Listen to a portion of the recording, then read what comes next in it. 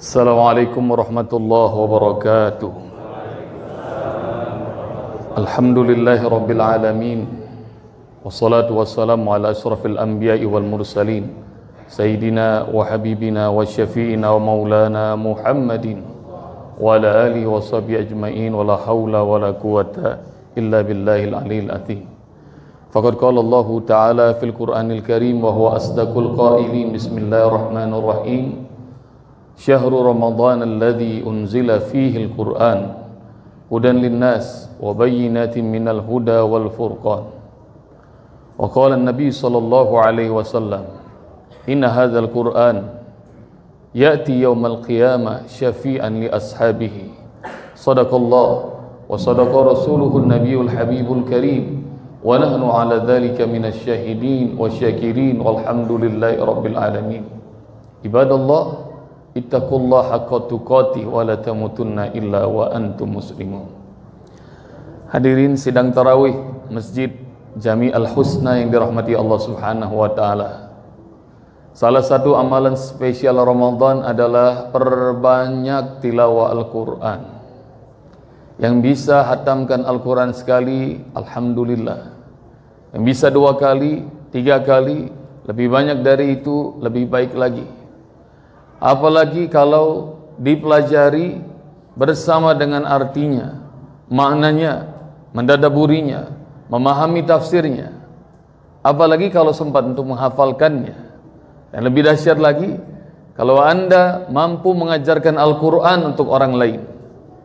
Ingin tahu siapa manusia yang terbaik? Menurut Rasulullah SAW menyampaikan, khairukum man ta'allama al-Quran wa 'allamah.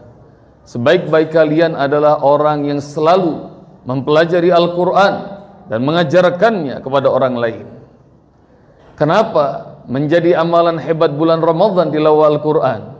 Lihat dari silsilah ayat tentang Ramadan, mulai dari surah Al-Baqarah ayat 183 jamaah sampai ayat 187. Di tengah di ayat 185 Allah berfirman, A'udzubillahi minasyaitonir rajim. Syahrul Ramadan alladzi unzila fihi al-Qur'an hudan linnas wa bayyinatin minal huda wal furqan. Inilah bulan Ramadan di mana pertama kali diturunkan Al-Qur'an. Dia menjadi petunjuk hidup bagi manusia dan dia menjadi penjelas dari petunjuk-petunjuk yang Allah tuliskan, dan dialah pembeda antara hak dan batil.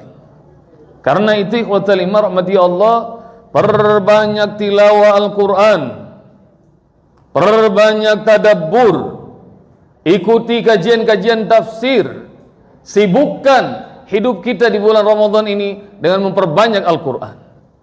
Hingga nanti di hari kiamat, Al-Quran akan datang sebagai pemberi syafaat untuk kita.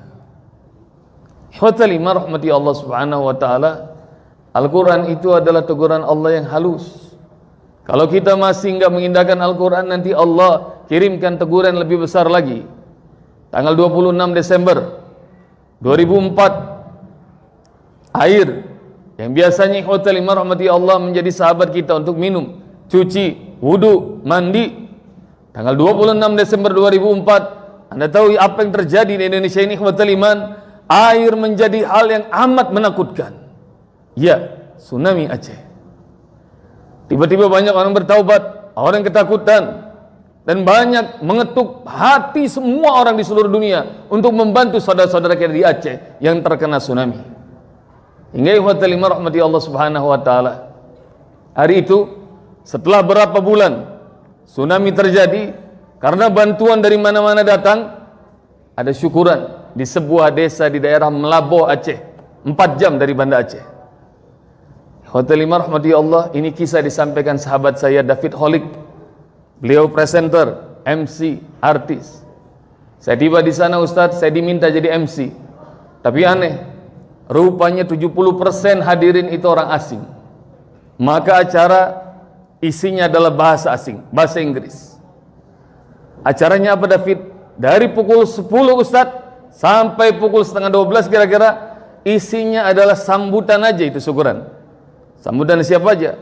Pemerintah lokal, pemerintah daerah, pemerintah pusat, pemerintah negara sahabat yang hadir, NGO, LSM, duta besar dari mana-mana hadir, semuanya sambutan isinya. 1,5 jam ikhwatal iman rahmati Allah ngadakan sambutan, semua orang bete, ngantuk, bosen. Maka begitu acara mau saya tutup, panitia bisikin saya, Mas David, tolong panggil nama perempuan ini dong buat hiburan. Nggak ada tuh dalam susunan acara. Mas, kami sebagai IO pengen semua orang bubar dalam kondisi bahagia, tolong panggil nama perempuan Aceh ini untuk hiburan. Karena permintaan panitia saya sebut, saya panggil namanya. Saya panggil sekali, nggak ada yang muncul Ustadz. Begitu saya sebut 2 kali, semua orang menduga yang bakal tampil adalah perempuan dewasa. Nggak taunya dari belakang jalan anak kecil Ustadz, usianya kira-kira 10 tahun. Tapi itu anak jalan dengan begitu semangat, ceria, nggak ada grogi. Dia naik ke panggung. Saya tanya, mau penampilan apa dek? Dengan tegas dia mengatakan, mau nyanyi om. Nyanyi lagu apa? Tanya David Khalid lagi kepada dia. Mau nyanyi lagu bahasa Inggris om. Suaranya lebih keras dari tadi sebelumnya. Judulnya apa? Tanya David. Dia menggelengkan kepala sambil mengatakan, enggak tahu om. Tapi kamu hafal lagunya? Hafal om. Dah, nyanyi, kata David. Dia nyanyi Ustadz, naik ke panggung seperti enggak ada groginya. Dia nyanyi lagu anak-anak tentang lautan tahun 80-an, bahasa Inggrisnya fasih Ustadz. Lagunya apa Fit? Ustadz pasti tahu, cuma 3 kalimat. Dia nyanyi dengan lantang. My Bonnie is over the ocean. My Bonnie is over the sea. Oh bring back my Bonnie to me. 3 kalimat lagu itu diulang-ulang sampai belasan kali Ustadz. Seperti dia nyampaikan kepada kami, aku anak Aceh udah gak sedih. Kami bahagia, kami sudah happy. Dan Masya Allah, suasana jadi hidup. Semua orang ikut nyanyi sama dia, yang gak hafal tepuk tangan. Hingga akhirnya begitu dia tutup lagu itu, kami semua terpukau, kami berdiri standing ovation. Tepuk tangan panjang buat anak gadis kecil Aceh yang pintar lagu bahasa Inggris. Seorang bule naik ke atas panggung, pengen dialog sama anak Aceh yang pintar ini. Lalu bule itu bertanya 2 hal. My sweetie, what is your name? Sayang, siapa namamu? Itu anak Aceh yang tadi pintar bahasa Inggris Ustaz, jawabannya aneh. Dia geleng kepala sambil mengatakan, dia nggak tahu what is your name. Nggak cuma kami, si bule yang nanya, ngejar lagi. My sweetheart, do you live here? Sayang, apakah kau tinggal di desa ini? Jawabannya sama Ustaz. Dia goleng-geleng kepala. Sontak saat itu kami semuanya terbahak-bahak. Kami semua menyimpulkan bahwa anak gadis itu rupanya hanya sekedar hafal. Even one single word, 1 kata pun, dia rupanya nggak ngerti apa yang dia ucap. Ikhwatalima rahmati Allah. Maka kami bubaran. Dan tatkala kami bubar acara itu, semua orang tertawa terbahak-bahak. Sebagian besar muslimin nyari masjid terdekat untuk sholat zuhur. Usai sholat zuhur, tatkala orang ada yang sedang zikir, doa, tiba-tiba suasana hening pecah. Dari arah belakang, kata David, saya dengar ada seorang yang nangis kenceng benar. Lalu semua orang menoleh ke belakang. Ikhwatalima rahmati Allah. Tatkala saya berdiri, saya dapati rupanya yang nangis kakek-kakek usia antara 60 sampai 70 tahun Ustaz. Terus lalu kemudian David deketin, dipeluk sama David, dirangkul, dielus-elus. Pak, sabar. Ini adalah ujian dari Allah. Kita orang yang beriman harus sabar kalau Allah uji. Sebagaimana kita harus bersyukur kalau Allah kasih nikmat. Hidup tuh nggak melulu di atas, Pak. Kadang-kadang kita di bawah. Kalau sekarang kita merasa sedih, betapa banyak hari-hari Allah bahagiakan kita.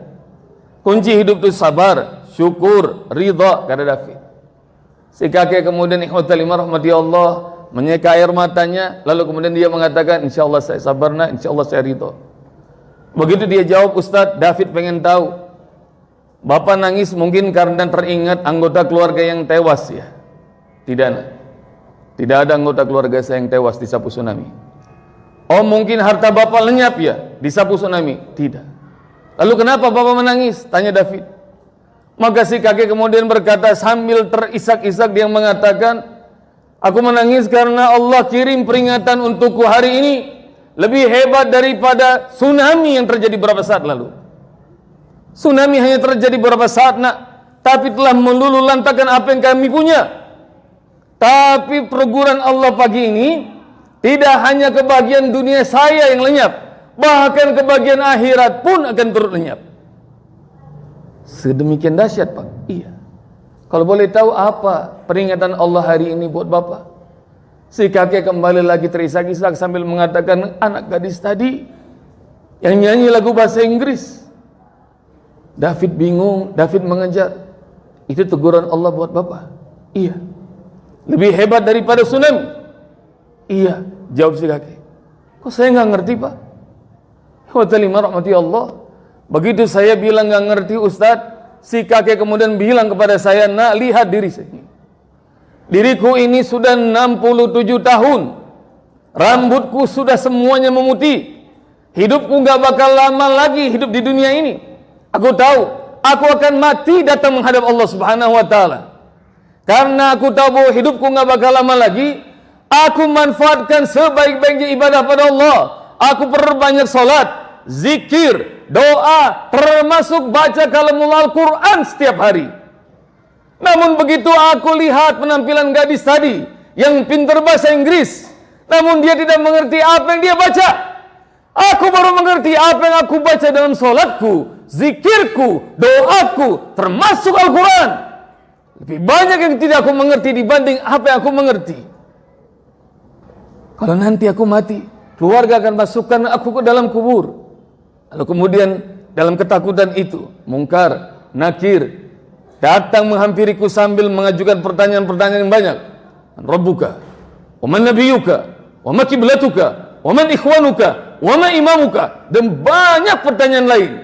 Boleh jadi nak, jawabanku akan persis sama dengan gadis tadi. Aku akan gelengkan kepala sambil berkata, aku tidak mengerti, aku tidak mengerti. Kalau hari ini kita semua tertawa terbahak-bahak di hadapan gadis kecil yang pintar bahasa Inggris, namun dia tidak mengerti apa yang dia ucapkan. Boleh jadi nanti di dalam kubur, Mungkar, Nakir, iblis, setan, jin, semua akan tertawa terbahak-bahak di hadapanku. Mereka semua akan mengatakan, lihat, lihat anak manusia ini 60 tahun lebih jadi hamba Allah, namun dia tidak mengerti apa yang Allah inginkan dari hidupnya. Rahmati Allah. Ramadan ini menjadi momentum kita untuk kembali akrab dengan Al-Quran. Perbanyak tilawah Al-Quran, perbanyak tadarus, perbanyak memahami kajian kandungan Al-Quran.